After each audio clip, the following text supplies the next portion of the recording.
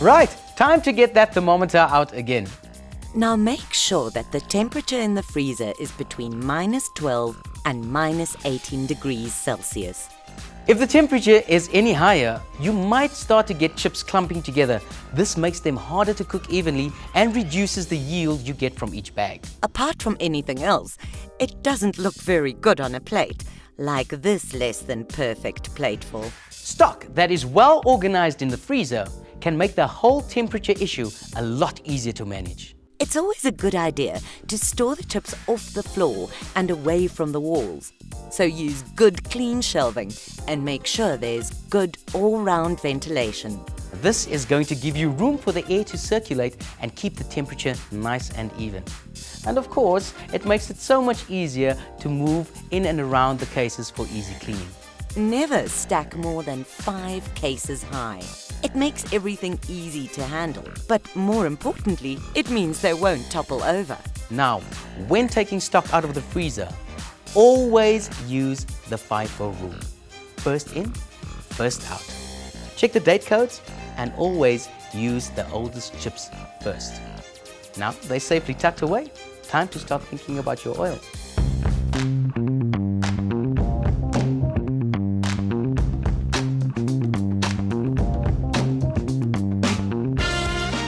You know, the quality of your cooking oil can really make or break your chips, so it's vital that we keep it up to scratch. Now, I've asked Annalisa to come and give me a hand so that we can get the best results. So, first thing, cleanliness.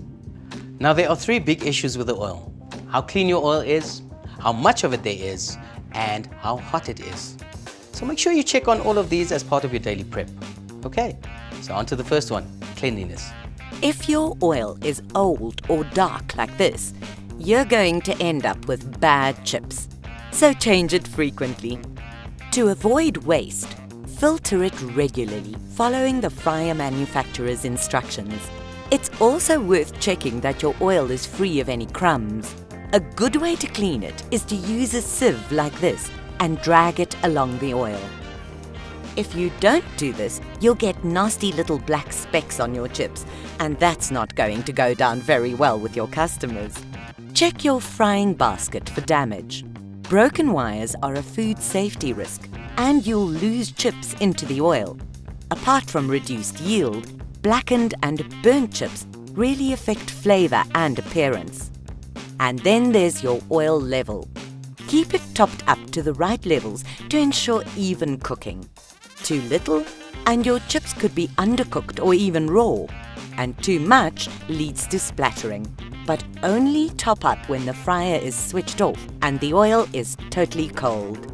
Check the fryer thermometer and make sure it's the same temperature as the handheld thermometer. Too hot, and your chips will cook too quickly and be dark on the outside and raw in the middle. Too cold, and too much oil will be absorbed, meaning horrible, soggy chips.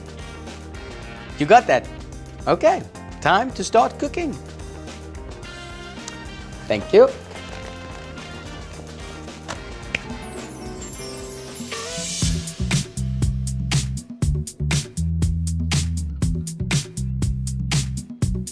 Always cook your chips straight from frozen. If you let them thaw, you'll find it harder to get your timings right and you'll end up with inconsistent quality. So, chips straight from freezer. There you go, Annalisa. So, once you've opened the packet, you fill your basket, take your basket out of the oil and fill with your chips straight from the freezer. Now, no matter what chips you're using, it is very important that you only fill the basket halfway and no higher. Let the oil circulate around the chips for nice even cooking and no raw or overcooked chips. Now, the secret to perfectly cooked chips every time is be consistent.